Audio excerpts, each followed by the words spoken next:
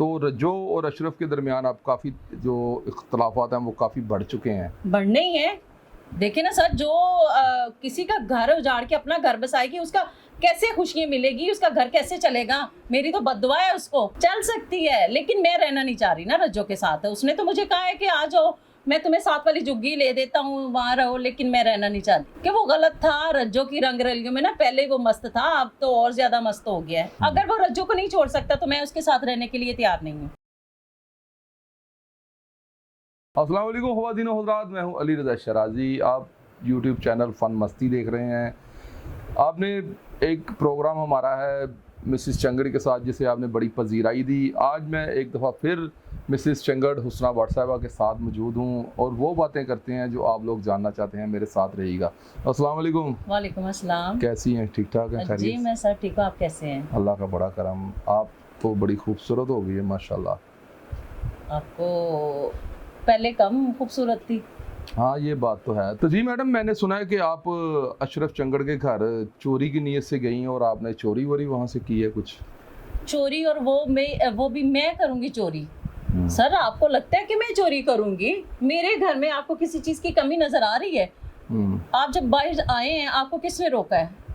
मुझे आपके गार्ड ने रोका है। हाँ तो आप देख ले, यहीं से अंदाजा कर ले मेरे गार्ड कितने हैं, कितने गार्ड बाइट करे हुए। मुझे किसी चीज की कमी है? मेरे बाबा का देखिए शुक्र अल्लाह का सब कुछ है मेरे पास। वो तो ऐसी बातें बना रहे हैं, उनको और कोई बात नहीं मिली ना। तो आप अब जब रजू नहीं किया आपके साथ अशरफ चंगड़ साहब ने? मैं इस पे आपको अब क्या कहूँ, मैं कुछ और सोच रही थी लेकिन वो बंदा वैसा भी नहीं निकला।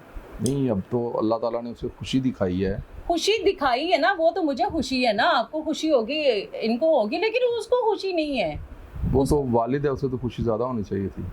उसको खुशी नहीं है, ये सिर्फ आपकी सोच है कि उसको खुशी होनी चाहिए थी, लेकिन मुझे नहीं लग रहा। अगर वो खुश होता तो मुझसे राब्ता ज़रूर करता। वो पिछले प्रोग्राम में आपने कहा था कि मेरा ख्याल है कि अब वो लौट आएगा। तो रज्जो और अशरफ के दरमियान अब काफ़ी जो इख्तलाफात हैं वो काफ़ी बढ़ चुके हैं। बढ़ने ही है। देखिए ना सर, जो किसी का घर उजाड़ के अपना घर बसाएगी, उसका कैसे खुशियाँ मिलेगी, उसका घर कैसे चलेगा? मेरी तो बद्दुआ है उसको। रज्जो तो वैसे खूबसूरत लड़की है, आपको उसे बद्दुआ नहीं देनी चाहिए। नहीं खूबसूरत है, मैं आपको बड़ी खूबसूरत लग रही है, क्या बात है? नहीं, मुझे तो अल्लाह माफ़ करे, अल्लाह ताला की बनाई हुई हर चीज़ खूबसूरत लगती है, ये बात नहीं है। मसला ये है कि वो अच्छी है बेचारी, अल्लाह ताला उसका घर अच्छी है तो मैं कम अच्छी हूँ? मेरे में नुक्स है क्या? कीड़े पड़े हैं आपको नजर आते हैं? नहीं, मुझे आप में भी कीड़े पड़े नज़र नहीं आते। मसला ये है कि अब आप उनको दुआ दें, वो दो बीवियाँ रख के भी तो उसकी लाइफ चल सकती है।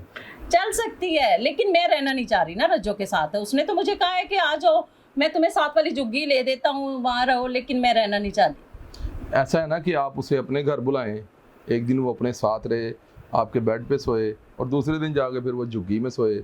जब आपकी तरफ आए, नया ड्रेस पहने, परफ्यूम शर्फ्यूम लगाए, तो आप तो खुशबाश रहे हैं आपस में। ये सिर्फ आपकी सोच है ना, मेरी ऐसी सोच नहीं है। मैं ऐसे चलना नहीं चाह रही उसके साथ। आप कैसे चलना चाह रही हैं? मैं कह रही हूँ कि उसको छोड़ के आ जाए मेरे पास, मैं रख लूंगी, इसी घर में रखूंगी उसको। अच्छा, तो आप उससे कोई मैसेज कन्वे करें ना। किस तरह आप मैसेज कन्वे इससे करें? बड़ा क्या मैसेज और हो सकता है कि वो बच्चे का बाप बनने वाला है, इससे बड़ी और क्या उसके लिए खबर हो सकती है? तो आपसे राब्ता ही नहीं किया, इतना संग दिल बाप है वो। आप यहीं से अंदाजा कर ले कि वो गलत था। रज्जो की रंग रलियों में ना पहले वो मस्त था, अब तो और ज्यादा मस्त हो गया है। तो अब आप क्या डिसीजन लेंगी बच्चे के बारे में? बच्चे के बारे में देखें, वो तो बच्चा उसका भी है, मेरा भी है, ठीक है, लेकिन उसको प्यारा नहीं है, मुझे प्यारा है, क्योंकि मैं माँ हूँ। बच्चा दुनिया में आएगा, मेरे साथ रहेगा, मैं तो उसको शक्ल तक नहीं दिखाऊंगी चंगड़ को ना। अच्छा, हाँ जी। तो जाहिर बात है नाम तो उसका चंगड़ के साथ ही आएगा, जुड़ेगा। नाम तो आएगा ना, लेकिन वो बंदा नहीं आएगा। वो बंदा नहीं आएगा मेरी जिंदगी में या बच्चे की जिंदगी में। तो मेरे ख्याल से आपके फादर को जाना चाहिए था, या आपको कोई ऐसा बीच में मिडल मैन रखना चाहिए था जो जाकर आपका मैसेज कन्वे करता, कि वो आता तो आपकी सुलह सफाई हो जाती। औरत तो बहुत बहुत कुछ कर लेती है। नहीं, मेरे बाबा क्यों जाएंगे वहाँ पे? उसको खबर मिली है, उसको आना चाहिए, उसको राब्ता करना चाहिए। वो क्यों नहीं कर रहा मेरे से राब्ता? लो वो आ ही गया, जे आजा। नहीं है, वो नहीं गा, सॉरी। आपको हर जगह चंगड़ क्यों नजर आ रहा है? नहीं, वो उसकी वो आपके गार्ड ने कपड़े चेंज कर लिए, मैंने कहा शायद वो है। आपको पता नहीं ख्वाबों में भी चंगड़ नजर आता है?